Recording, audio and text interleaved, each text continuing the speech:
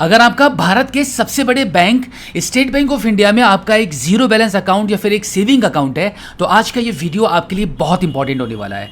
Actually state bank of India ने अपने सभी ग्राहकों के लिए आपके अकाउंट पर केवाईसी करने का जो प्रोसेस है अब ऑनलाइन भी शुरू कर दिया है। अब आपको कम से कम आपके अकाउंट पर केवाईसी कराने के लिए बैंक कभी भी अगर आपको बोलता है कि आपको केवाईसी करानी है तो अब आपको बैंक जाकर लंबी लंबी लाइनों में लगने की बिल्कुल भी ज़रूरत नहीं है। बैंक वालों की कोई भी खरी खोटी सुनने की बिल्कुल भी ज़रूरत नहीं है, क्योंकि जब कभी भी आप बैंक जाते हो काम कराने के लिए तो सबसे पहले तो आपको एसबीआई बैंक में लंबी लाइनों में लगा दिया जाता है।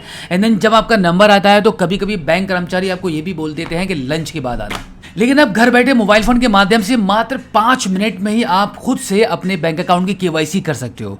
तो आज की इस वीडियो में इसका कंप्लीट प्रोसेस मैं आपको बता रहा हूं, तो आपके लिए वीडियो बहुत इंपॉर्टेंट है। इस वीडियो को देखने के बाद कम से कम 10 ऐसे लोगों में शेयर जरूर कर देना जिनका account state bank of India में है।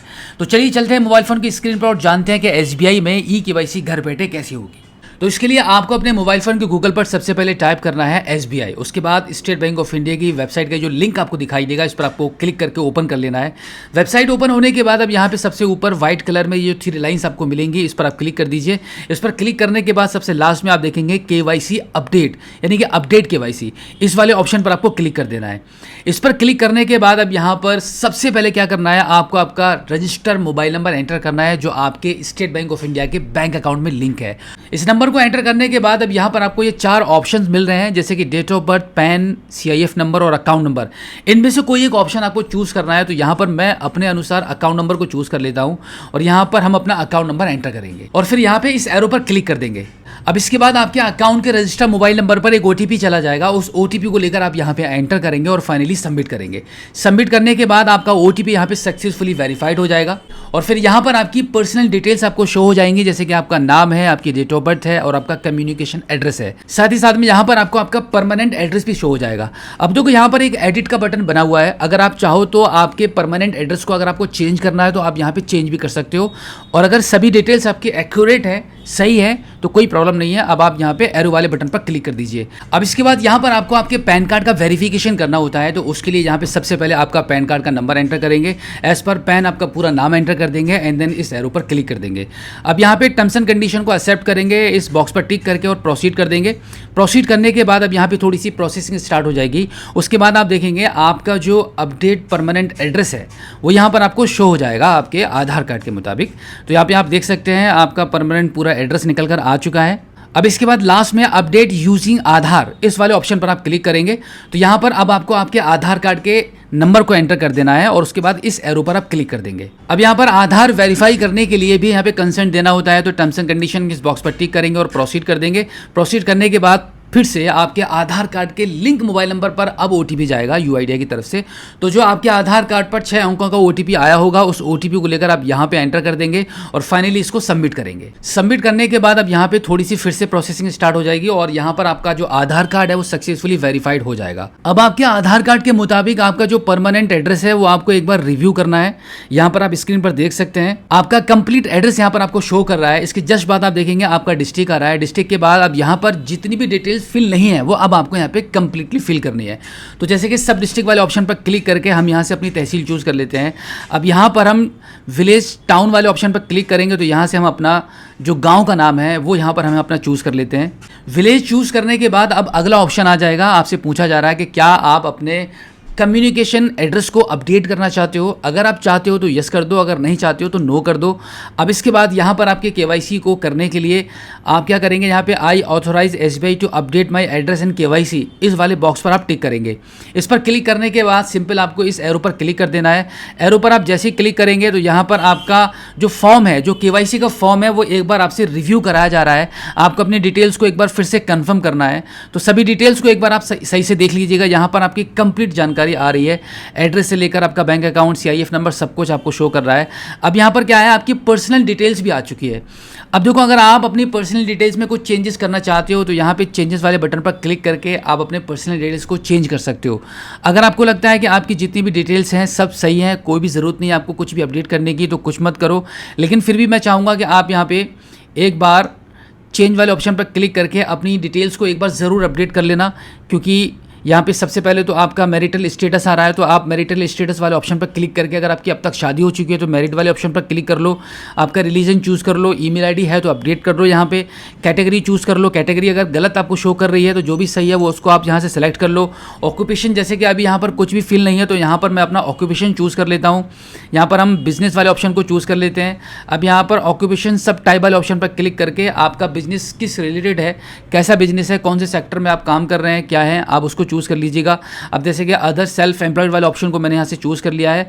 अब इसके बाद एजुकेशनल क्वालिफिकेशन में कुछ भी डिक्लेयर नहीं है तो यहाँ पे हम इस पर क्लिक करके हमारी जो भी एजुकेशन है उसको हम यहाँ से चूज़ कर लेते हैं। उसके बाद एनुअल इनकम यहाँ पर आप अपनी अपडेट कर दीजिए, आपकी जो भी एनुअल इनकम है।